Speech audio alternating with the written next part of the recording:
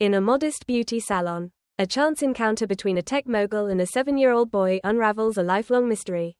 Mariana, a successful businesswoman, finds herself needing a quick hair touch-up before an important presentation.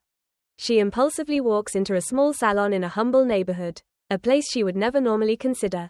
The salon, though simple with worn chairs and slightly stained mirrors, possesses a warm, inviting atmosphere. Dolores, the friendly stylist, and her talkative 7-year-old son, Miguel, attend to Mariana, while Dolores works on Mariana's hair. Miguel, playing with scraps of paper, notices Mariana's birthmark. With childlike innocence, he points it out, mentioning that his teacher, Lucia, has an identical one. He describes Lucia as kind, a captivating storyteller, always impeccably dressed. Mariana, initially unfazed, feels a strange pull at these words. The description evokes a feeling of familiarity, a sense of connection she can't explain. Dolores, noticing Mariana's interest, adds her own praise of Lucia, describing her as a dedicated and exceptional teacher. The seemingly insignificant conversation plants a seed of curiosity in Mariana's mind.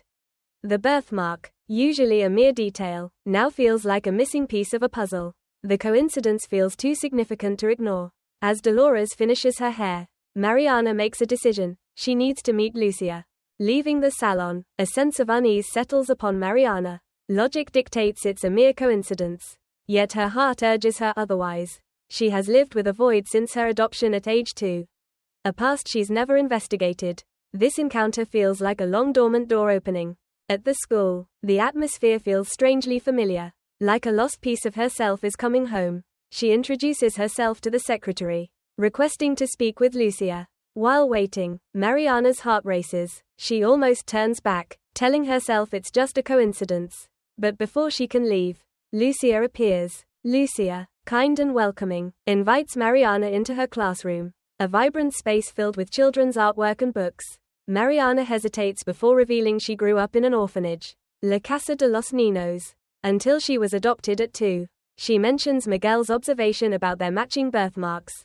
Lucia's response stuns Mariana. She, too, grew up in La Casa de los Niños, though she wasn't adopted. The coincidence is overwhelming. Mariana asks if Lucia remembers anything about her, but Lucia doesn't. However, Lucia retrieves a box of mementos from the orphanage, hoping it might contain clues. Nothing brings back memories for Mariana, only reinforcing the growing questions. She only knows the orphanage's name from her adoptive parents. That night, Mariana calls her adoptive mother, Elena, to inquire about siblings or information about her biological family. Elena sadly reveals the orphanage provided minimal information about Mariana's past, only what was necessary for adoption. Mariana's determination grows. She needs answers. The next day, Mariana returns to the school, her anxiety palpable. She finds Lucia, and confesses her belief that they are sisters, highlighting their striking resemblance and shared birthmark. Lucia is surprised but receptive, and agrees to a DNA test. The wait for the results brings them closer, filling the gaps in their lives with shared stories. Mariana invites Lucia to her home for lunch, a stark contrast to Lucia's simpler life. Yet the environment feels welcoming. Mariana shares her hidden longing to know her origins, a past she'd suppressed to avoid seeming ungrateful to her adoptive parents. Lucia reveals her own longing for family, her fulfilling life as a teacher stemming from a need to nurture and care for others. Days later, the DNA results arrive simultaneously for both women. The anticipation is almost unbearable. They meet at a cafe, the suspense thick in the air. Mariana carefully opens the envelope, her eyes scanning the results until she finds the answer. They are sisters. Tears flow as they embrace, the years of separation melting away. The revelation is more than just a biological connection, it's a profound, instantaneous bond. Their conversation overflows with joy, relief, and a shared desire to learn more about their past and their parents. The discovery isn't just a celebration, it ignites a new purpose. During a weekend stroll, Mariana proposes creating a school for children from difficult backgrounds, a project that reflects their shared experiences and offers hope to others. Lucia, thrilled, readily accepts, and together they envision a school that would offer children the opportunities they lacked. They embark on the ambitious project, combining Mariana's resources and Lucia's pedagogical expertise. The school becomes a symbol of healing, resilience, and the power of sisterhood. It represents not only a chance for other children but also a powerful way for them to come to terms with their own past. The story ends with the sisters working together. Their shared journey a testament to the unexpected paths life takes and the enduring power of family. Let's say she was waiting for the right opportunity. She just didn't know that opportunity would come along with a sister. They sat at a large conference table where Mariana had spread out papers, maps, and possible sketches for the school. "Here's what I had in mind," she said, pointing to a plot of land marked on a map. "It's a spacious location in the center of a disadvantaged community. It's perfect for the school. And I've already started negotiations to acquire it." Lucia looked at the map, her eyes shining. "I know that area. Many of my students live there. This would make a huge difference in their lives." "Exactly," Mariana replied. "I want this school to be more than just a place to learn.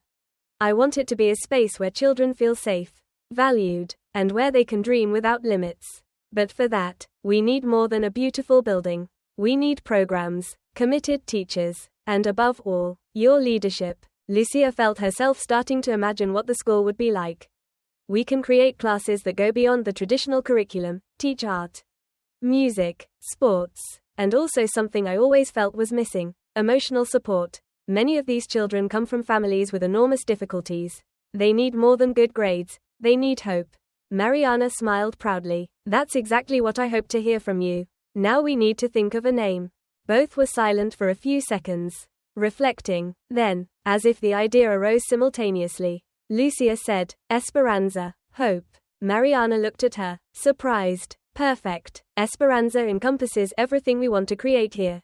With the name decided, the sisters spent the rest of the day discussing details. Mariana called some of her collaborators to help with logistics and legal procedures, while Lucia began sketching ideas for the curriculum and activities. Their enthusiasm was contagious, and even Mariana's employees were motivated to contribute. At the end of the day, as they were gathering their papers, Mariana turned to Lucia. "I knew this would be important, but I didn't imagine how special it would be to do it with you. It's as if all the success I've had until today has guided me to this moment." Lucia smiled, resting her hand on her sister's shoulder. "I feel exactly the same. No matter what happened in the past, we're here together now, creating something that can change lives. And this is just the beginning." They left the building with the feeling of walking a new and transformative path. Esperanza wouldn't just be a school, it would be the legacy of two sisters who discovered in love and unity the strength to change the world around them. As the plans for the Esperanza school progressed, Mariana and Lucia began to realize that although they were fully focused on the future, the past still exerted a strong influence on them. The unanswered questions about their biological parents and the reason for their separation hung like a shadow that both felt but didn't mention openly. One day, while reviewing project details, Mariana, who seemed distracted, finally brought up the subject. "Lucia," she began hesitantly, "have you ever wondered why we were left at the orphanage? Why no one ever told us about our parents?" Lucia, who was reviewing a draft of the curriculum, stopped and looked at her sister. "Of course I wondered," she said honestly. "I've wondered since I was a child. But over time, I learned to accept that maybe I'd never know. That helped me move forward. Now, with you here, it's different. I feel like maybe we can find out together." Mariana nodded, relieved not to be alone in this desire. "I've already hired a private investigator," she confessed. "He'll start looking for information at the orphanage where we grew up. Maybe there are still records that can give us some clues." Lucia smiled, surprised but grateful. "You've thought of everything, haven't you?" "I just want answers," Mariana replied sincerely, "not only for us, but because I feel that knowing our history can help us understand who we really are." Days later, the investigator contacted the sisters. He had managed to locate some old records from the orphanage, La Casa de los Niños. Excited and nervous, Mariana and Lucia agreed to meet him at a discreet cafe to discuss what he had found. Upon arriving, the man greeted them with a folder in hand, his expression serious but professional. "I've gathered what I could so far," he said, opening the folder on the table. "The orphanage records are incomplete, but I found something interesting. You two were left there on the same day. According to the records, a woman who claimed to be a family acquaintance brought you." Lucia leaned forward, intrigued. "Did she mention anything about our parents? Who they were?" The investigator shook his head. "Unfortunately, there's not much information about them in the files. But the woman who left you there, a woman named Dona Teresa, seems to know more about your history than anyone else." Mariana frowned, trying to process this information. Does he know where we can find this Dona Teresa? I did some searches, the man replied, pulling out another piece of paper. There's a woman with that name living in a city a few hours from here. I can't guarantee it's the same person, but I think it's worth investigating. Lucia looked at Mariana with eyes full of expectation and emotion. Do you think she still remembers anything? Will we find out why they took us to the orphanage? Mariana squeezed her sister's hand, feeling the same mixture of hope and anxiety. There's only one way to find out. We'll go. The decision was made, despite the intensity of the preparations for the school. They knew they had to make this trip. It wasn't just about finding answers, it was about confronting the past and understanding the events that shaped their lives. For Mariana and Lucia, this search wasn't just curiosity, it was the key to completing the puzzle of their existence. And perhaps to further strengthen the newly discovered bond they shared as sisters. The trip to Dona Teresa's house was silent, with Mariana and Lucia immersed in their thoughts. The sound of the engine and the passing landscape were the only things filling the void. It was as if both were preparing for something big, something that might forever change how they saw themselves and their past.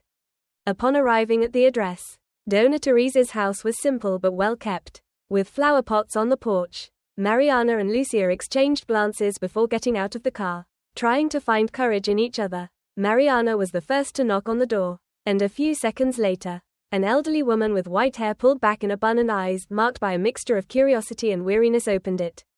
Dona Teresa? Mariana asked, trying to sound confident, though her voice trembled slightly. The woman nodded. Yes, it's me. How can I help you? Mariana took a deep breath. My name is Mariana, and this is my sister, Lucia. We grew up at the orphanage, La Casa de los Niños. We were told you were the one who took us there. Dona Teresa's eyes widened in surprise, and she put a hand to her chest, as if the name of the orphanage had unleashed long-dormant memories.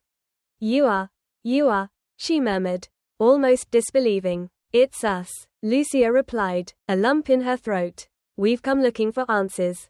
If you can help us. Dona Teresa hesitated, but then opened the door wider. Come in, please, we have much to talk about. The room was cozy, simply decorated. Mariana and Lucia sat together on the sofa while Dona Teresa took a chair opposite them. There was something in the old woman's face that radiated emotion and, at the same time, a painful hesitation, as if the words she was about to utter were difficult. I knew this day would come. Dona Teresa began, rubbing her trembling hands. You were so small, so fragile. I remember it as if it were yesterday. She paused, as if organizing her thoughts before continuing. You had wonderful parents. Angela and Eduardo were young, but full of love for you. Unfortunately, life was cruel. Mariana and Lucia were completely attentive, their hearts racing as each word from Dona Teresa seemed to open a door to the past. What happened to them? Mariana asked, her voice almost breaking. Dona Teresa took a deep breath, her eyes filled with tears. They died in a fire, a terrible fire that destroyed the house where they lived. It was in the middle of the night. I found out later, but Eduardo, your father, managed to save you. He got you out, and he put you to safety. But when he went back to look for Angela, he couldn't get out in time. Both of them were gone. The words fell like a bomb in the room, leaving a heavy silence. Lucia put her hand to her face, trying to contain the tears that flowed uncontrollably. Mariana squeezed her sister's arm, feeling a lump in her throat. They saved us, Lucia whispered, as if she needed to say it aloud to believe it. Dona Teresa continued, her voice trembling. After all that, I stayed with you. I did what I could for a while. But I didn't have the means, no money, no stable home. I was just a friend of your mother. And at that moment, all I could think about was how to ensure you were safe. That's why I took you to the orphanage. There, at least, I knew you would have a roof and food. It was the hardest decision of my life. The weight of the story was overwhelming. Mariana and Lucia couldn't hold back their tears, feeling for the first time the magnitude of the sacrifice their parents had made and the desperation that led Dona Teresa to give them up to the orphanage. She did what she could, Mariana said, breaking the silence, her voice choked with emotion. And we're here because of it. Thank you, Dona Teresa. Dona Teresa lowered her head, wiping her tears with the corner of a handkerchief she pulled from her pocket. I always prayed that you would have a good life. And seeing you now, I see that Angela and Eduardo would be so proud.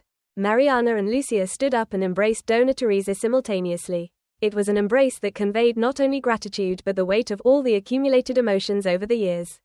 Leaving the house, both felt that, although the past was painful, they finally had an answer. Their parents had been heroes, and now it was their turn to honor that legacy with the life they were building together. The trip back from Dona Teresa's house was silent, but it wasn't an empty silence. It was dense, laden with memories, emotions, and the strength of a truth they finally held in their hands. Their parents had sacrificed everything to save them. Mariana drove carefully while Lucia looked out the window, lost in thought. There was pain, yes, but also a sense of peace in knowing that, despite the terrible circumstances, their parents loved them deeply. They gave everything for us, Lucia said, breaking the silence. And now here we are, together, building something that could never have happened without their sacrifice. Mariana nodded, gripping the steering wheel. Now it's not just a school, Lucia, it's a way to honor them. Everything we do must reflect the love and courage they had. With that renewed purpose, the sisters immersed themselves in the Esperanza School project with more dedication than ever. Every detail, every decision, was guided by the desire to create a space that not only educated but also embraced and inspired the children of the community. Months passed quickly, and the day of the inauguration finally arrived. That morning, the sun shone in a clear sky, as if nature itself was celebrating the moment. The Esperanza School perfectly reflected the sisters' shared dream: colorful walls, a spacious courtyard with games and young trees that promised shade in the future. The classrooms were equipped with new blackboards, shelves full of books, and tables where children could draw, learn, and dream. Mariana and Lucia arrived early, watching as volunteers finalized the preparations and the first visitors began to arrive. The courtyard soon filled with curious parents and excited children, their faces illuminated by smiles and hope. For many, this was the beginning of a new chapter in their lives. Lucia, in a simple blue dress, was visibly excited. She watched the children explore the place, running and laughing, as if that moment reflected everything she had always wanted to offer. Mariana said, taking her sister's hand, "Look at them, this is why we're here." Mariana, usually more reserved, also couldn't hold back her tears. To think that our parents did so much for us without being able to see this, all of this is for them. Lucia added, so they'll know that their sacrifice wasn't in vain. The most anticipated moment was the opening ceremony. The sisters went up to the small stage set up in the courtyard as the attendees gathered to listen. Mariana began, her voice firm but full of emotion. Today, we're not just inaugurating a school, we're creating a space where dreams can flourish, where children can find safety, love, and opportunities. This place is called Esperanza because it's what we want to give each of them: hope. Lucia, with tears in her eyes, took the microphone. And it's also a tribute, she continued, to our parents, who made the greatest sacrifice so that we could have the opportunity to live this. This is our way of honoring their love and ensuring that it continues to live on, touching lives and forging futures.